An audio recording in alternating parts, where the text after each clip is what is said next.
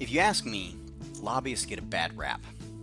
Maybe it's the movies or the scandals that have made the headlines over the years. But when I hear the word, it immediately conjures up visions of men in expensive suits making backroom deals. The fact is, for every lobbyist more interested in lining his own pockets than educating Congress, there are probably about 1,000 walking the historic hallways of Capitol Hill, raising awareness among our country's lawmakers, showing them real solutions to real problems, and persuading them to take action.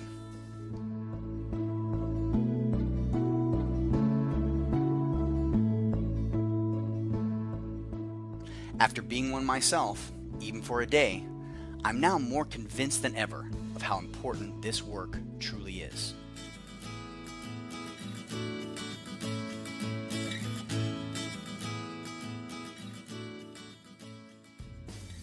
Welcome to the ATA Podcast. I'm your host, Matt Baird, and you're listening to Episode 19. Each month on the podcast, we bring you news and insights from the American Translators Association. Today's episode is all about ATA Advocacy Day, which took place in Washington, D.C. on October 25th, 2017. In just a minute, I'm going to bring on former ATA President David Rumsey and current ATA Secretary Karen Tkaczyk to tell us about their experiences.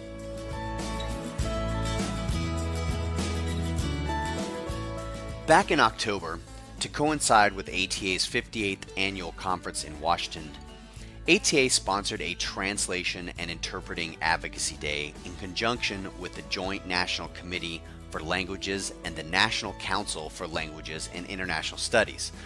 That's JNCL Nicholas, or simply JNCL for short. Essentially, this was an opportunity that was just too good for ATA to pass up. With so many translators and interpreters coming to the Capitol for the conference, it simply made perfect sense to organize an advocacy day. And JNCL was the perfect partner. They are extremely active in Washington advocating for language issues across the board, and they organize an annual Language Advocacy Day in February every year. In fact, this year's event just took place February 15th and 16th, 2018.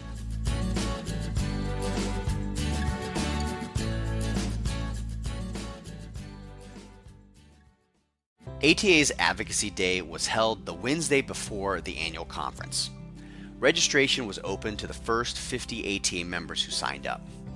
The day began with a morning training session to learn about federal issues that impact language service professionals. We also learned how to be lobbyists and what to expect when we go to Capitol Hill. Important tips and tricks for talking to congressional staffers. Basically the do's and don'ts of lobbying. For example, we were told not to expect the meetings to run more than 15-20 minutes, and not to be surprised or offended if it took place in the hallway.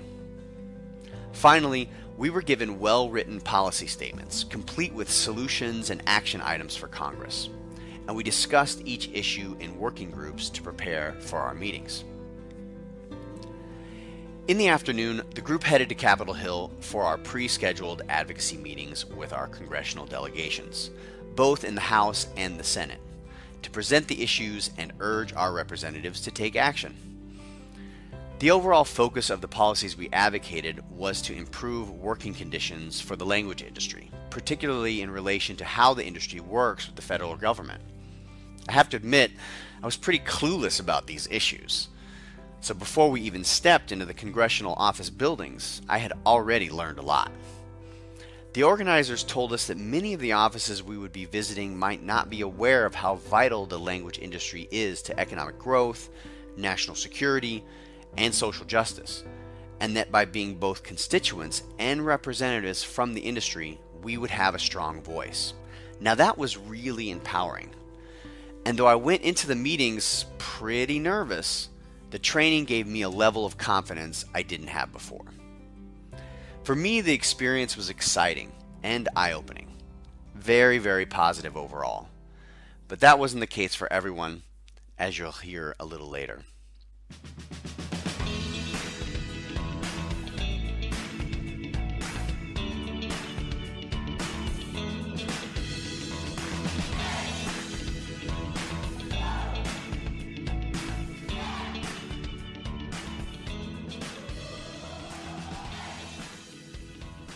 Former ATA President David Rumsey was part of that group. He joins me now to talk about why ATA hosted an Advocacy Day and what he thought of the experience. David, welcome back to the podcast. Thanks, Matt. It's always fun to be here. I really enjoy this podcast. Well, I appreciate you joining us now that you've left your duties as ATA President, but you did take part in Advocacy Day, and I know you were a big part of it as well. So why don't you tell us, why did ATA decide to host an Advocacy Day? The fact that we were hosting the ATA conference in Washington, D.C. was a huge factor. I mean, that obviously can't be discounted. We were in the neighborhood, and it seemed like the logical thing to do. You know, over past years, ATA had been actively speaking out on a number of issues regarding translation and interpreting in the news, issues with the U.S. immigration courts, returning Afghani and Iraqi interpreters, the use of machine translation by local governments, etc. Regardless of how many people signed up, we knew it was going to be worth it to reach out and take advantage of the opportunity. So it was a bit of a no-brainer. Okay, so why pick the JNCL for support? Yeah, JNCL, Nicholas, the Joint National Committee for Languages, they're the key lobbying organization for the language industry. And ATA is a member of JNCL Nicholas. And those guys have a lot of experience in organizing these type of events. They regularly organize lobbying events with Congress that include the American Council on the Teaching of Foreign Languages, otherwise known as ACTFL, the Modern Language Association, and ATA. So they do a lot of lobbying, both for better foreign language education funding, overseas study opportunities and grants, but also they try to highlight the business benefits to the nation for supporting foreign language education and for supporting the translation and interpreting industry. So they were a natural fit. They knew how this stuff worked, and you can actually follow some of their activities. They had a recent campaign called Lead with Languages. If you follow that hashtag, Lead with Languages, all one word, you can see a lot of their stuff. So it was a good partnership from the beginning. How and why were the topics chosen? Well, that was actually a lot of thought. We wanted to find topics that would be relevant to both translators and interpreters and other parties at ATA. So we needed to find topics where we could provide members of Congress also with very specific recommendations that they would take action on. You don't necessarily just want to show up and say, this is our position. It's much more effective if you tell them that they need to do something for us. So that way you have the ability to follow up with them and can build kind of a relationship. So we settled on basically three key issues. One was how the Bureau of Labor Statistics calculates our average wages, which is kind of a challenge. They don't necessarily calculate it with independent contractors in mind. The second was the issue of the model that the government uses for creating some of its language services contracts, what they call lowest price, technically acceptable pricing, which is a bit of a race to the bottom, and they don't necessarily judge translation and interpreting contracts on the basis of quality.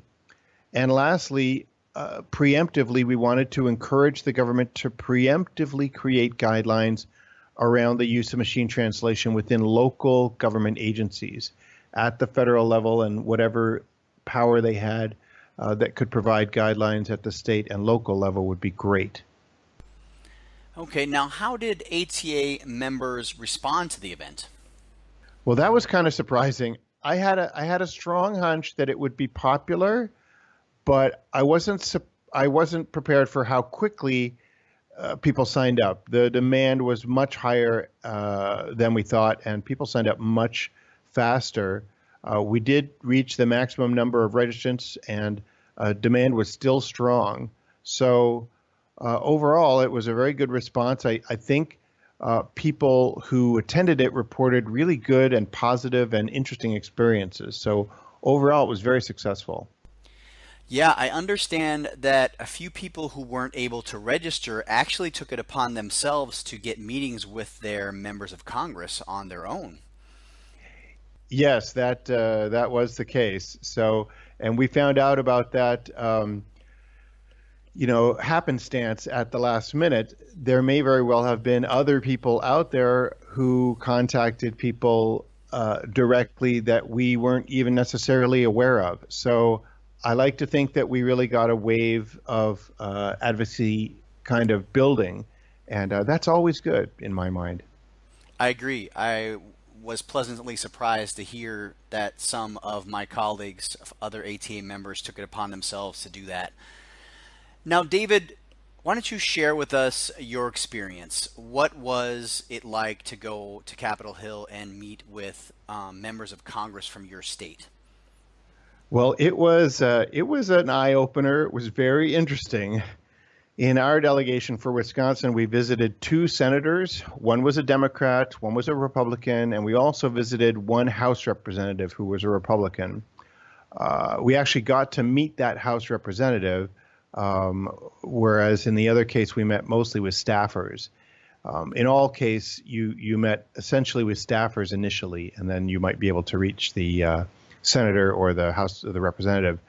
The staffers sort of ran the gamut. The staffers from the Democratic Senate were, well versed in translation and interpreting issues. The person we met with was already bilingual in another language, and so we were really lucky to start with them since we'd been sort of rehearsing our pitch. We had a receptive audience at the very beginning. I expected them to kind of politely listen and then ignore us. So I was pretty surprised when the staffers actually took notes and they asked a lot of questions. All of the staffers took notes and asked questions. So that was a really positive aspect to it. The level of interest varied somewhat between sort of welcoming and well-versed to, ignorant but interested in the topic of translation to more kind of openly opposed to the whole process of dealing with foreign languages. Okay, so that sounds like you encountered a rather unreceptive audience at one of your meetings. What was that like, and how did you handle it? Well, in the case of the Republican House representative, you are correct. The reception was less than welcoming. I mean, when the staffer started off, and told us that he had taken one semester of German and hated it, I kind of knew we were facing an uphill battle. He was pretty blunt, and so he wasn't a big fan of foreign language or, for that matter, language access for LEP, limited English proficiency people. And he made that pretty clear at the outset. But the important thing for us was not to lose our cool, and to get into a huge debate. We just tried to focus, turn his attention around and focus on the financial and economic benefits that translation and interpreting and also, supporting LEPs actually brings to the nation in terms of our competitiveness and our economy. More workers with language skills results in better jobs and better business for all of us. So most of these guys, they all respect the business angle, and you want to make the interests of translation and interpreting a nonpartisan issue, something that everyone can support easily. And oddly enough, this guy who was from the House, the Republican from the House, he was the most willing to take action, albeit by complaining to the Bureau of Labor Statistics. But overall, he was the most willing to get involved. So we did actually were able to get him engaged. Wow, that's extremely interesting. Sounds like a challenge and much, much different from my personal experience. So now that you've had this experience and you went through the training in the morning for Advocacy Day, do you have any advice for language professionals who might want to advocate at the federal, state, or local level? Yeah, advocacy is really for everybody. And, I admit I was amazed to see so many $1,000 suits lining up outside of the various legislators' offices. But that does not mean that the legislatures can or will ignore you. We were treated with respect as constituents, and they need to hear from us. They need to hear from their constituents, and not necessarily all of the high-powered lobbyists that line the hallway. So, as I mentioned before, if people are interested in this, I would try to make sure your pitch is, quote unquote, nonpartisan. Make a pitch for our industry in the interest of the nation or the state or the community as a whole, depending on who you're addressing. Language is universal, and our profession is a pretty unique one, particularly in the U.S., and people are naturally interested in what we do. So it's a way that it can be a really good icebreaker, and you can get their interest for them. The other thing I would like to focus on trying to build a personal relationship with the staffer or the legislature, regardless of their party. You want to keep in contact with them, and that's why it's really important to give them something that they have to do for you that you can follow up with. You want to keep in contact with them so that they remember your name and your issue. And, it is true, the squeaky wheel really does get the grease. So I encourage everybody to get out there and squeak that wheel. Sounds good. David, thank you very much for sharing your experience today. I really appreciate it. Excellent. Thanks very much.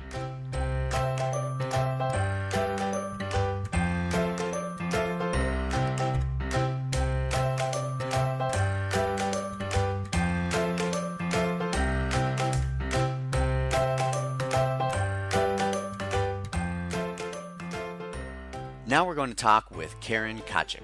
Karen is currently serving on the ATA board as secretary. She previously served as a director. She's an ATA certified French to English translator specializing in chemistry. Karen, welcome back to the podcast. Thank you, Matt. Thanks for having me. Great. Let's get right into it. Tell me, why did you want to take part in ATA Advocacy? Let me rephrase that. Tell me, why did you want to take part in ATA Advocacy Day? I jumped at it as soon as I heard about this. It was, an immediate gut instinct. Oh my goodness, this is something I knew. It's an opportunity to receive training from people who know how to do this on something that's completely new to me. Free or almost free. We paid for our bus trip. And to stretch myself by visiting Capitol Hill in Washington, D.C., which was very grand. Was a way to sort of step out of your comfort zone, wasn't it? Completely. That's it was scary, but exciting at the same time, which is, I think, the best way of stepping out of your comfort zone. Right on. All right, now the JNCL, they prepared some statements. You mentioned getting some training. They gave a training session in the morning. They had some issue statements prepared, things that we would advocate for and lobby for on Capitol Hill. What did you think about those issue statements and the recommendations that they prepared for us? They really impressed me. So first of all, I received the papers about a week before, as we all did. And as I tried to absorb the material in preparation for the day, they really impressed me. They were specific. They explained the mechanics of how changes could be made. And that was something that I knew nothing about at all. I mean, nothing at all beyond general knowledge. And after the fact, I can say that those 3 papers that we had meant that we neophyte lobbyists had something to cling onto physically occasionally, but certainly emotionally, something solid that we could base our discussions on, and a very, very helpful fallback when we were nervous. I did the first 2 meetings in a group, as you know, meeting senators from my state, but the third one I was on my own with my representative, and I was more nervous, and I particularly depended on the papers for that third one. Yeah, I guess we should tell our listeners at this point we're both from Colorado, so we were together along with Yves Boudot, a French to English translator, as a group of three visiting our two senators, both a Democrat and a Republican senator's office. And being in a group like that really, I know that I boosted my self-confidence to know that I was being supported by two people and we know each other fairly well. So that made our interaction more natural.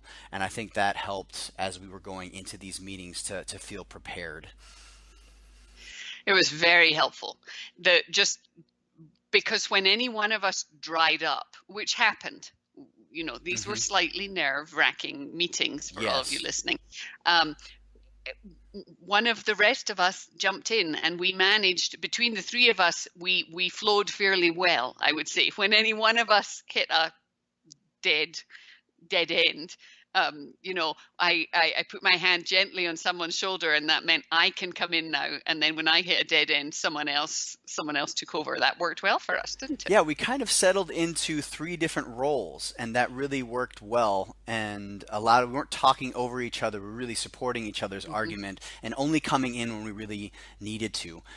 And I can make a quick comment about the issue statements too. I really loved how they were designed with the call to action at the end, or the proposed actions. These were really specific things, so you weren't going in there with just a complaint with no proposal for a solution. You were doing what real lobbyists do.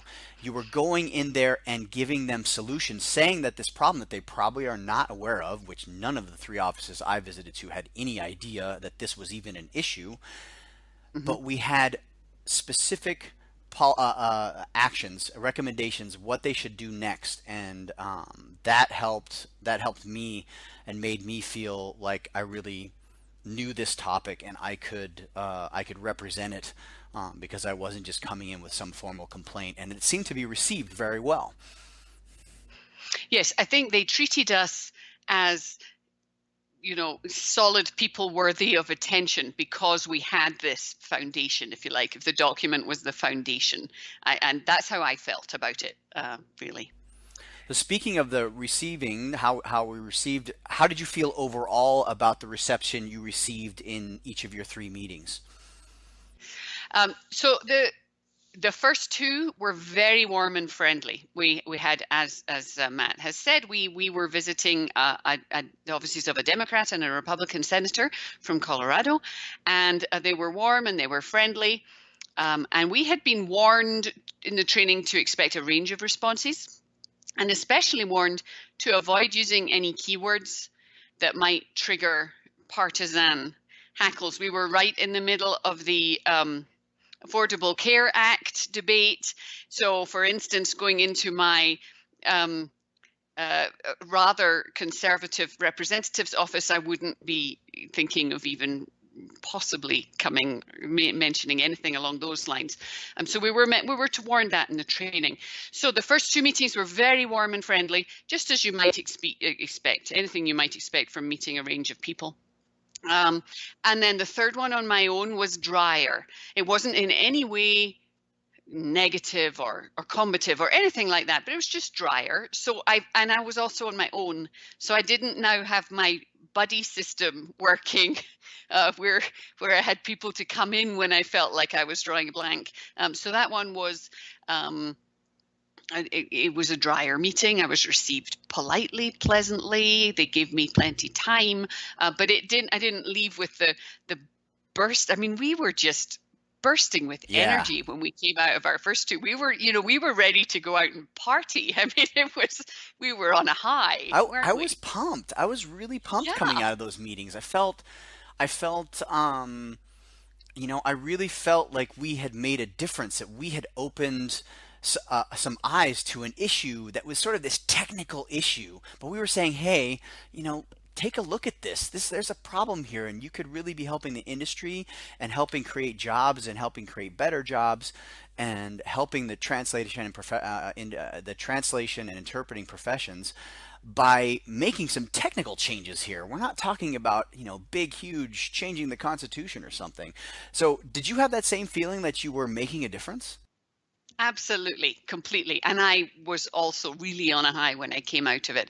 So none of the staffers that I met appeared to know anything much about language issues or how our industry works. A couple did seem to they thought that using machine translation wasn't a wise option for anything that mattered. So that was nice, and it also was an easy avenue into some light humor in our meetings. So, because bad MT is obviously, we all have examples of that. I thought that we raised awareness. We had definitely raised awareness of how our industry operates, and when we weren't getting anywhere with the idea of languages or linguists, we did always, in all my meetings, I got somewhere with the focus on self-employed small business owners. They could all get their head around that we are an industry quite largely made up of self-employed small business owners, and that's why the mechanics of one of the position papers was so important. It was about the whole, that was the whole point, right? That they were only focusing on W-2 employed people.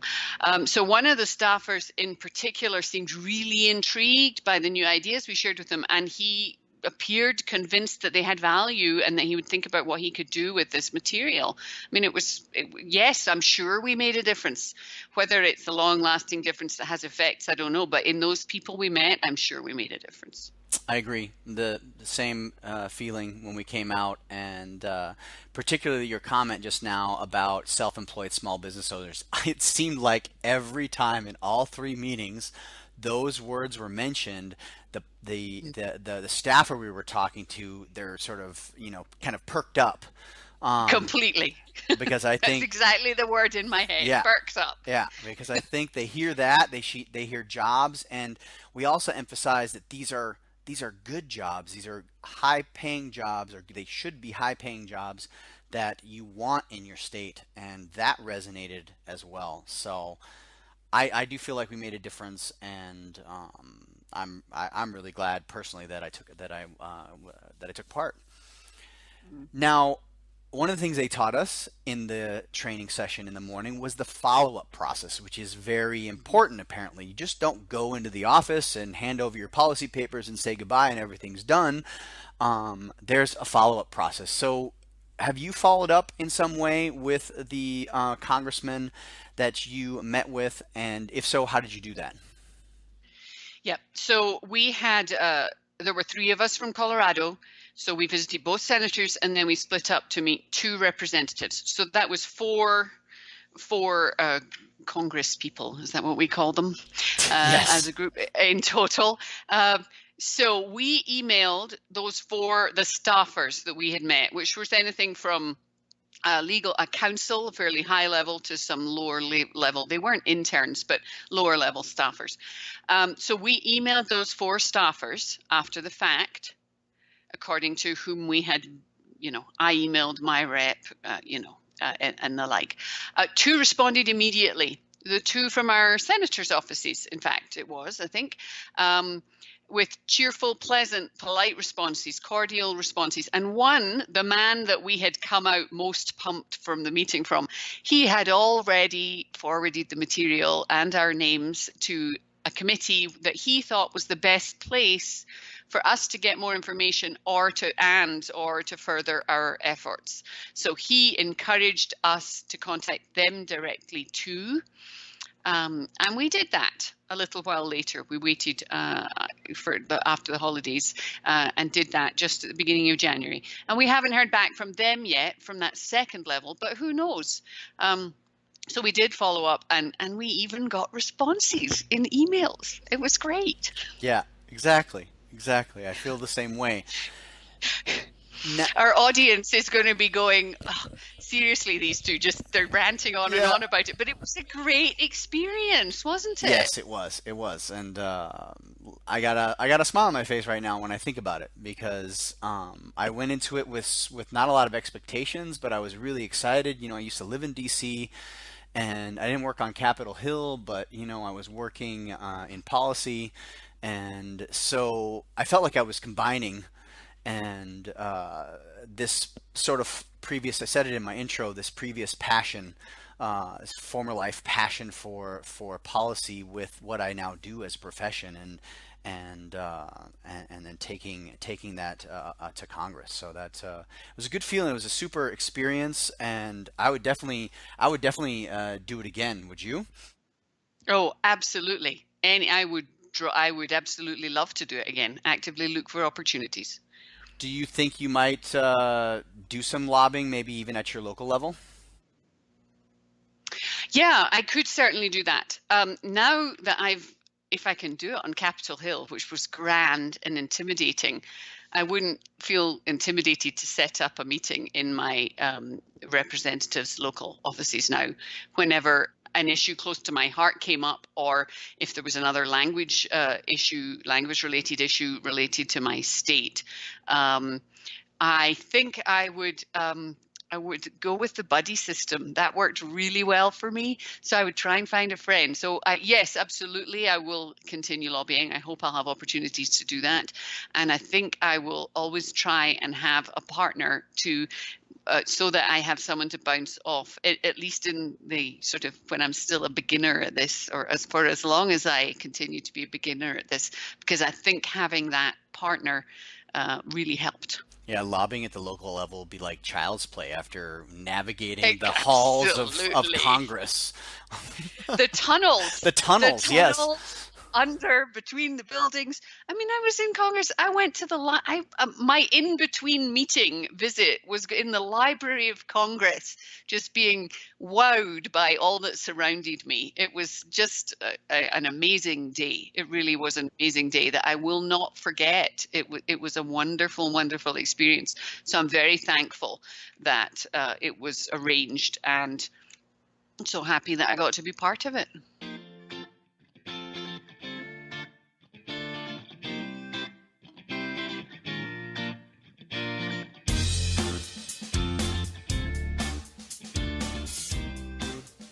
Karen, thank you for sharing that experience with us today. Appreciate it.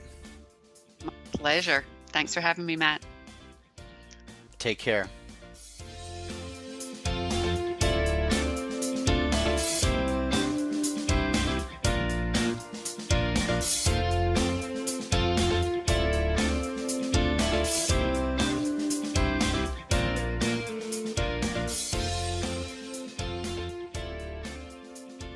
In the coming months, JNCL will be working with Congress to act on the recommendations that were made during the meetings. In fact, our efforts have already produced results. The USGA revised its definitions for translation and interpreting used by the US government to procure services. Knowing that our lobby efforts have already paid off is a great motivator to do more. I hope you'll join us. Be sure to check out the article on ATA's first ever Advocacy Day in the January-February issue of the ATA Chronicle. There, you'll not only learn from 2 other members who participated, you'll also find tips for advocating at the local level. Advocacy only really works if we work together to raise awareness at all levels of government. And don't hesitate to contact the JNCL for more information. Our colleagues there would be more than happy to assist you. All right, that's it for our show today. Let's roll the credits. Episode 19 was produced by myself with support from David Rumsey and Karen Tkaczyk, as well as ATA Assistant Executive Director for Membership and Communications, Mary David, and ATA Assistant Executive Director for IT and Operations, Rashawn Paccarel. The music you heard today was from bensound.com. Previous episodes of the ATA podcast can be found on ATA's website, atanet.org, under Resources. You can subscribe to us on iTunes, Google Play, Stitcher, Tuned In, and a variety of other podcasting apps. And if you have a moment, please leave a review wherever you can. It really helps spread the word and get us noticed. And also, talk about us on social. Facebook, Twitter, LinkedIn, you name it. Mention the podcast. And speaking of social media, ATA has a Facebook, and yes, we're on Twitter and LinkedIn, so be sure to connect with us on your favorite channel. And of course, don't forget, send me your comments and suggestions at any time. Write to podcast@atanet.org. Your suggestion just might be the next ATA podcast. In fact, I'd like to send a shout out to Gavin Bruce, a German to English translator who wrote to me shortly after the ATA conference to suggest that we do a podcast on ATA Advocacy Day. Well, Gavin, I hope you enjoyed it. Thanks again for the suggestion. Be sure to stay tuned in to the podcast. In the coming months, we're going to be talking about ATA's divisions and chapters, learning about how the association's finances work, and gearing up for a 2018 halftime report from ATA President Corinne McKay and ATA President-elect Ted Wozniak. Thanks again for tuning in, everyone. Talk to you again next month.